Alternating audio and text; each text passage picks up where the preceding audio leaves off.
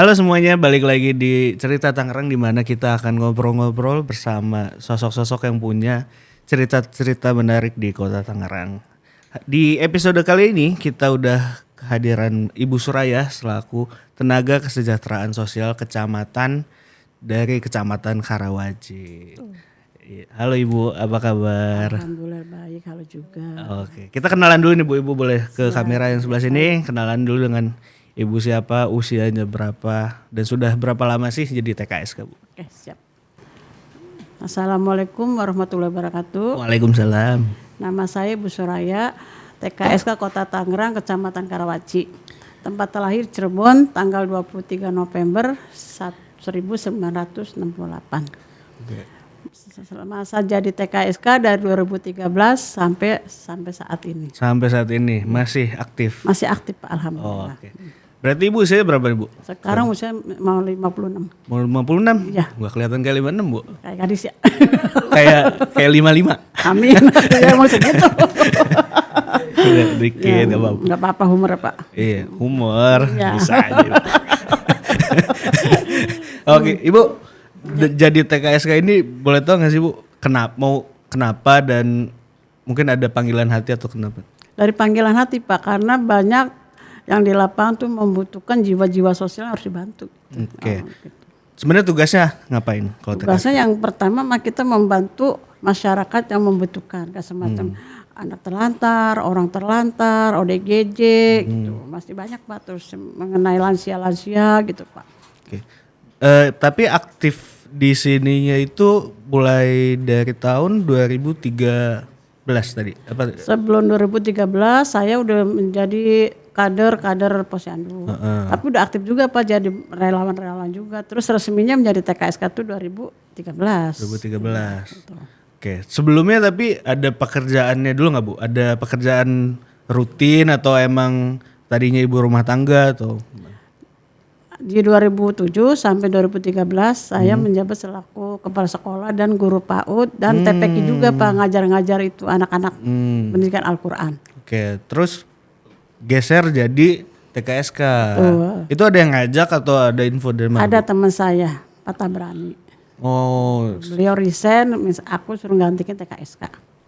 kenapa mau tuh Bu? Kan mungkin sebelumnya kalau jadi kepala sekolah udah pasti nih, misalnya jadwalnya hari apa, jam berapa sampai jam berapa, terus pendapatan juga udah fix segini. Terus kenapa mau tadi jadi TKSK? Jadi kalau jadi guru atau kepala sekolah, ruang lingkup di sekolahnya saja Pak.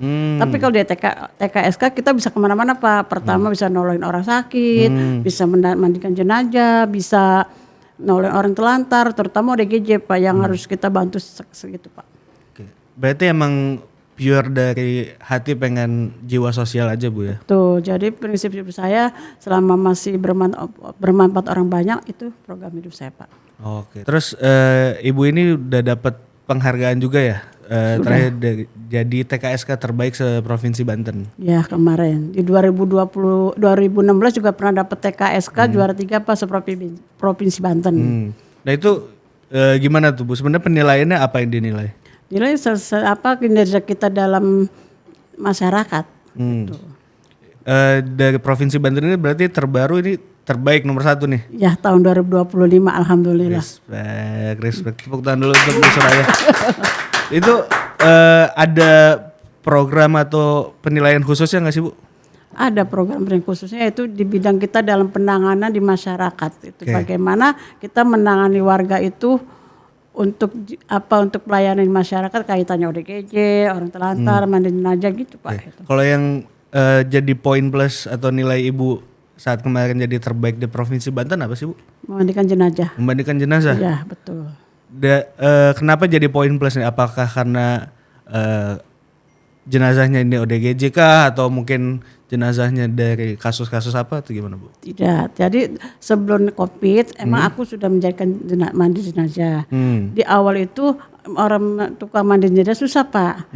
Jadi dengan hati tergugah, saya pengen loh jadi tukang mandi jenazah tanpa sukarela gitu loh Pak. Karena di kampung-kampung untuk tukang mandi jenazah cari susah Pak. Pengalaman waktu teman saya meninggal juga nyari ke sono sini, akhirnya aku tergugah tuh Pak. Karena COVID itu situasi Belum waktu- sebelum sebelum Sebelum COVID aku 2012 sudah mandiin jenazah, Pak. Itu di kota Tangerang atau keliling-keliling? Masih Bu? di RW 4 Kelurahan Nusa Jaya. Oh, Belum melebar kemana-mana belum. berarti se-Nusa Jaya rata-rata yang mandiin jenazahnya ibu nih? Tidak, cuma RW 4 doang, RW Pak. 4. Iya. Terus lama-lama waktu COVID gimana? Nah, baru COVID, alhamdulillah saya ini sebagai pekerja tetap pemandi jenazah di Rumah Sakit Tiara yang di Karawaci. Iya. Nah, terus dengar-dengar akhirnya banyak yang manggil saya tuh, Pak, untuk mandiin jenazah ke Jakarta, ke Kecamatan Larangan, sampai ke Bonang juga sering. Setiap harinya lebih dari 5 Pak mandi jenazah. Setiap hari lebih dari 5? Iya. Itu pas COVID? Pas COVID aja. Ibu gak ngeri tuh Bu waktu COVID? Pasrah aja sama Allah. Gitu. Ya udah, ini mah udah panggilan. Udah Jadi panggilan karena kan beliau tuh mau pulang, harus bersih Pak, menurut syariat Islam gitu. Jadi siapa lagi kalau bukan kita yang mau terjun gitu Pak. berarti dari sebelum COVID sampai COVID itu ratusan ada kali Bu? Dari 2013 sampai sekarang ada 650 jenazah Pak yang udah aku mandikan. 650 jenazah? 650 jenazah. Tapi yang terbanyak tuh di 2020 sampai 2021 masa-masa Covid. Itu berarti udah COVID deh. Ya beda sendiri ya, beda tuh di tahun 2 tahun itu gitu. Berarti pakai APD khusus? Semua. Sampai masker 3 kali, ini juga sarung tangan semua Pak. Ada ini nggak Bu dari keluarga misal, aduh jangan deh Bu gitu atau gimana? Alhamdulillah anak-anak saya pada respon semua Pak, pada silakan mama untuk kebaikan. Suami juga dulu ngizinkan gitu Pak. Gitu. Tapi kalau takut mah tetap ada sebenarnya. Alhamdulillah enggak. Pasrah aja sama Pak. Demi pasrah. Yang penting pulang dari mandi COVID kita mandi air panas, sholat tobat, udah pasrah, balik lagi di awal. Jadi yang di rumah juga nggak kena karena nggak ke bawah tadi. Enggak, yang penting kata anak-anak habis mama mandiin anak tugasnya ngerendam air panas baju mama gitu. Yang penting jadi steril lagi Ya lah. gitu. Berarti nggak bosan tuh Bu tiap hari ketemu mayat lagi 5, 7 tadi kata sehari. Enggak, karena udah panggilan, kadang jam 11 malam bisa berangkat. Kalau jam 11 malam gitu berarti HP standby terus Bu? Iya, pokoknya HP nggak pernah on terus. On terus. Iya. Kalau ODGJ gimana Bu? Kalau ODGJ pertama ada laporan dari warga, sesudah ada laporan dari warga kita koordinasi dulu dengan Puskesmas. Harus Puskesmas koordinasi dengan kecamatan, minta tim Satpol PP untuk membantu keamanan si ODGJ itu. Baru kalau misalnya ODGJ-nya tidak punya identitas, kita koordinasi dengan Dinsos, minta tim TRC untuk penanganan dibawa ke rumah sakit kota. Sesudah TRC datang, baru kita serah terima ke Dinsos. Tapi kalau ODG-nya warga setempat, zaman dulu kita koordinasi Puskesmas, kecamatan, baru kalau udah parah mau itu saya bawa ke Rumah Sakit Grogol Soeharto Herjan. Saya ikut pendampingan, tapi dibantu dan Puskesmas disuntik. Gitu. Oke. Kalau pas ODGJ kan pasti kelakuannya kan Aneh. random ya, Iya, aneh-aneh nih. aneh-aneh Paling pokoknya. aneh atau paling menarik gimana Bu? Ya betul. Ya kita kalau rasanya udah galak Pak, kita mundur, Satpol PP yang maju, kita cari keamanan diri sendiri gitu Pak gitu. Kalau yang lucu-lucu ada nggak Bu? Ada Pak, cuma kan kayak gitu. Ada yang macam-macam yang kayak doa-doa apa gitu, kita tinggal liatin aja. Yang penting kalau rasanya itu kita tinggal diiming-iming rokok aja Pak. Kalau nggak duit 5.000 udah anteng udah gitu. Berarti tetap ada ajak ngobrol Ada, gitu-gitu. iya, gitu. Paling kasus-kasus selain ODGJ ada apa Bu? Misal yang harus sampai keluar kota deh. Ya itu di 2000 berapa lupa Pak ya, penanganan ART pembantu rumah tangga yang terjadi di Cimone. Waktu itu ada laporan dari Polsek Cimone bahwa ada lansia yang mau ditaruh di rumah singgah di Dinsos. Nah saya koordinasi dengan Dinsos, kan nggak bisa kalau yang untuk penelantaran ada undang-undangnya. Akhirnya kita lapor dulu ke Polsek. Dari Polsek ya udah bagaimana, akhirnya kita merapat dulu ke rumah si majikan itu. Langsung saya koordinasi dengan pihak kecamatan bahwa ini ada penelantaran di Cimone begini-begini. Nah terus merapat lagi dengan Pak Kanit. Nah tetap majikan itu maksa Pak, si ibu ini harus hari ini dibawa pulang. Gak boleh ada di rumah. Ya akhirnya saya ngobrol sama Pak Kanit, udah Pak saya asuh di rumah saya aja. Saya di rumah saya, ntar saya tak urus. Nah terus polisi ngomong nih, sebelum ada instruksi dari Kapolsek, ibu jangan bawa kemana-mana dulu ya, kata dia gitu. Udah pas udah dibawa ke rumah seminggu tuh Pak, baru antar polsek udah sampai Polsek Banyuwangi langsung koordinasi. Kalau sudah oke di Polsek Banyuwangi baru kita berjalan Pak. Itu juga diantar sama Polsek Karawaci sampai ke bandara. Tuh, akomodasi semua dibayar sama majikan sampai bandara sampai Banyuwangi semua. Tuh. Ibu ikut tuh ngantar ke Banyuwangi enggak? Aku ikut sama koordinator saya Bu Ida sampai ke Banyuwangi. Nah sampai bandara Surabaya, saya telepon sama kepala desa Surabaya.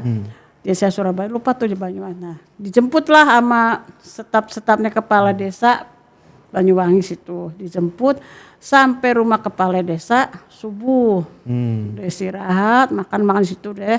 Nah jam 7 kita kumpul di kecamatan. Ya Allah Pak, saya sampai nangis terharu Pak kumpul semua disambut benar Pak camatnya, Kapolseknya, Ibu PKK-nya sampai situ ya Allah segitunya saya Allah gitu Bu. Ya alhamdulillah tuh di situ. Baru sesudah itu selesai saya terima ini gajinya Ibu. Ini surat serah terima dari Polsek udah beres baru saya izin pulang.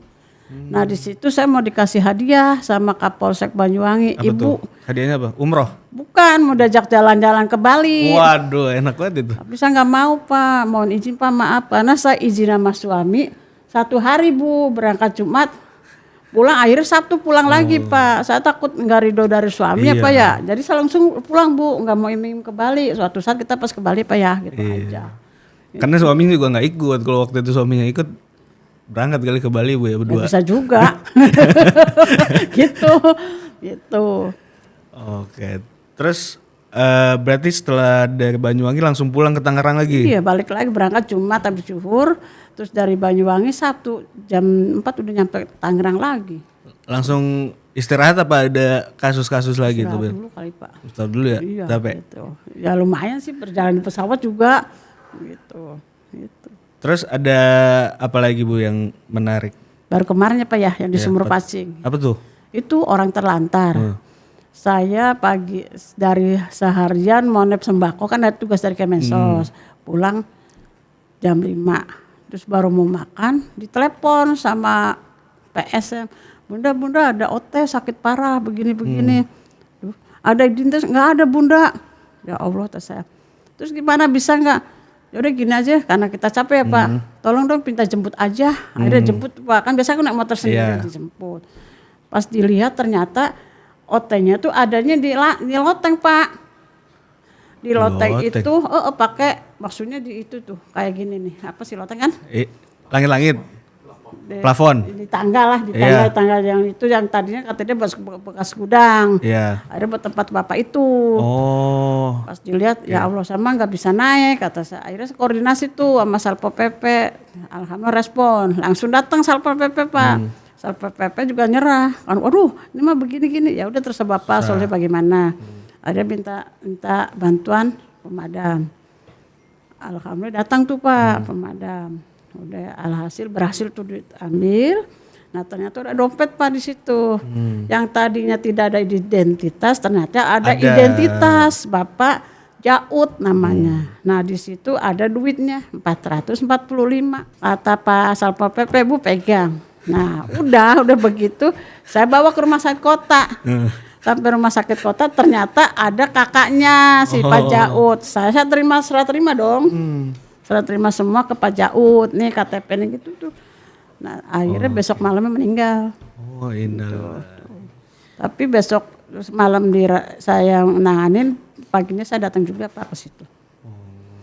Ya, minta bacain Yasin, saya bacain Yasin hari keduanya gitu. Tapi Ibu kira-kira untuk kerja sebagai TKSK ini mau sampai kapan Bu? Sampai masih hidup aja. Selasa pos masih berguna ya, kalau udah mati udah nggak bisa dong. Berarti udah akan sampai seterusnya sampai nggak sanggup lagi lah istilahnya. Ya, pokoknya sampai masih sehat aja. Emang nggak mau dilarang lagi nggak apa-apa, anak juga tetap. Jadi ini emang udah jalannya untuk mengabdi ke masyarakat. Ya, gitu. Kira-kira udah ada yang ini nggak Bu? ada yang kepengen ikut nih kayak, duh saya pengen deh kayak Bu Suraya nih jadi Ada sih, cuma belum nggak tahu ya Pak, belum selincah kayak kita gercep gini-gini gitu belum. Karena belum biasa kali ya. Iya.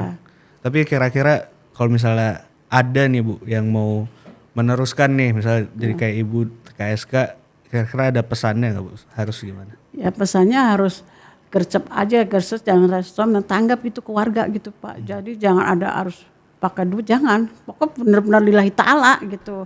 Kita kan bawa ODGJ pun kemana-mana nggak suka minta duit, lillahi ta'ala. Kadang dari uang kita juga gitu, buat makan apa gitu. Jadi semuanya emang udah harus buat sosial aja ya Iya, panggilan. jangan ada embel-embel gini, jangan, pokoknya jangan aja sama pesen gitu. Berarti harus ikhlas dalam Ikhlas hidup. ridho, ntar bukan rezeki Allah ngikutin gitu aja sama intinya. Oke, kalau gitu Ibu Suraya terima kasih banyak sudah bagi-bagi cerita ke sini. Sehat-sehat terus Amin, jadi bisa amin. banyak menolong orang lagi di Kota Tangerang. Aku juga mohon maaf ya Pak kalau kekurangan bahasanya. Oh, tenang aja Ibu. Ibu nih. Terus ada rencana ke depan apa nih Bu? Mungkin sama keluarga, mungkin ada rehat dulu. Saya mah selama itu belum pengen rehat Pak, tetap pengen maju terus. Nggak mau ini dulu, liburan dulu seminggu udahan dulu. Nggak ada kata-kata liburan. Kemarin pulang kampung aja di telepon dulu. Jadi nggak tenang liburan juga. Oke, kalau gitulah. Oke Ibu Suraya, makasih ya Bu. Ya, sama-sama, Pak. Sampai jumpa lagi kita mungkin di lapangan, siapa tahu kita ketemu. Siap. Mungkin Ibu nanti nyelamatin saya. Jangan. Nggak ada tahu. Oke, terima kasih Sama-sama, teman-teman sudah menonton episode kali ini. Jangan lupa tonton terus Cerita Tangerang, like, komen, subscribe di akun Tangerang TV. Sampai ketemu di episode selanjutnya.